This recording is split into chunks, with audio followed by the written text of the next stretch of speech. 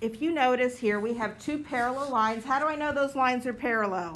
So we know those two lines are parallel because they have the extra arrow in them. And the sphere, which is called the transversal,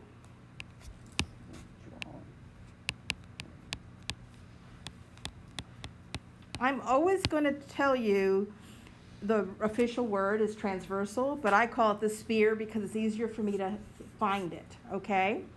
If you have two parallel lines, that sphere is going to hit both lines in the same way, okay? And here, I don't know if you noticed this, but this creates two intersections. It creates this intersection and this intersection. And some very important things happen in those two intersections.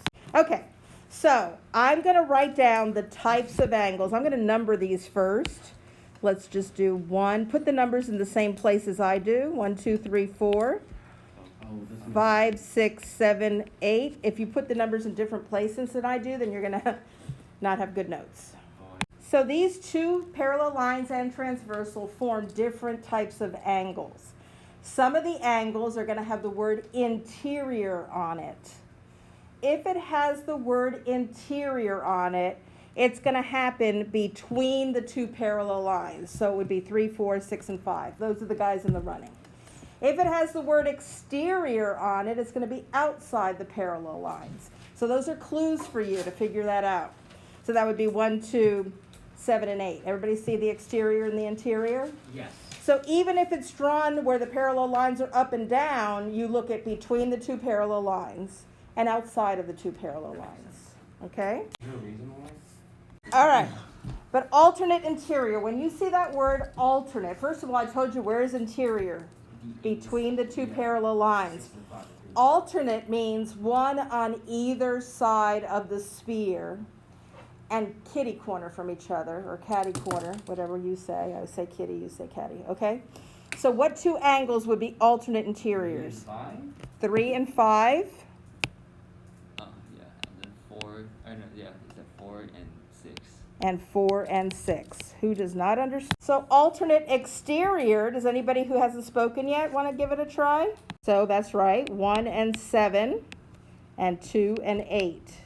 Our alternate exterior. Doesn't matter which way you put them in. Like Consecutive interior. Consecutive is one right after another on the inside. And they have to be on the same side of the sphere. Go ahead. Would it be like 3 and 4? Nope. And oh wait, 3 and 6. Very good. 3 and 6. And the other two? 4 and 5. Very good.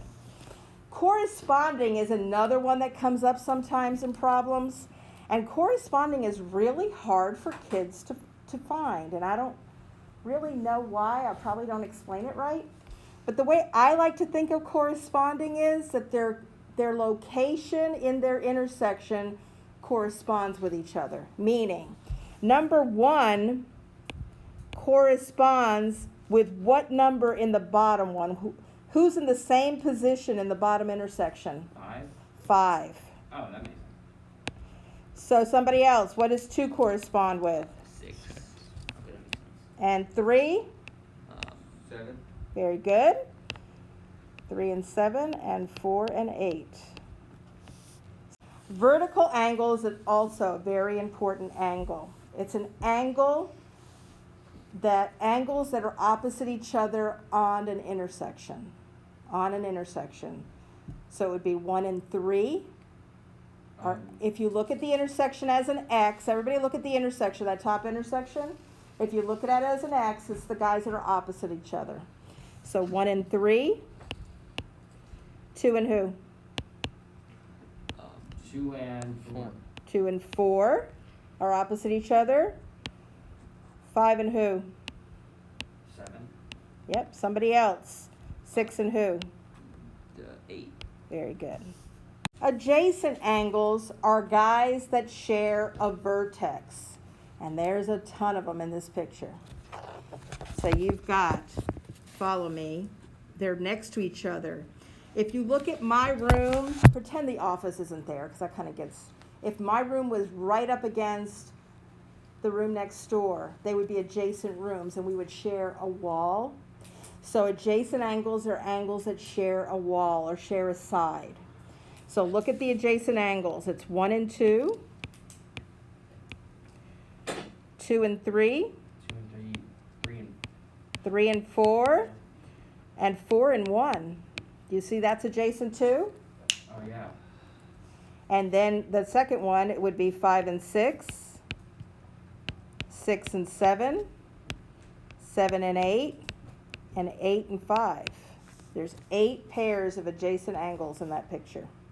If these two lines are parallel, you're going to have 2 measurements on this picture. So all of these, if you can see, like angle 1, 3, 5, and 7 are all smaller angles. Those angles are all equal to each other. They're 1 tick mark.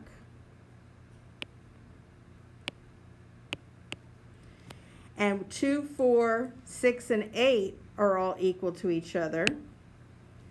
And I make them 2 tick marks. Yeah. All right, so let's look at this a little bit closer. If I gave you that angle 1 was 50 degrees, and 1 and 2 are adjacent on a straight line, what would 2 measure? So if I give you one angle on this picture, you can tell me all the other angles. It's kind of similar to yesterday. So 130, it's like a chain reaction here. And I can tell you that all of these are 50. So I gave you one angle. This is given. You have to give you something. And once I gave you that one angle, you can figure out the rest, okay? That makes sense. So I'm going to give you a thing here. So a 1 equals a 1. A 2 equals a 2. And a 1 plus a 2 equals 180. Same side interior is the same as consecutive interior, so Yes. I'm going to put, Is 2 alternate exterior?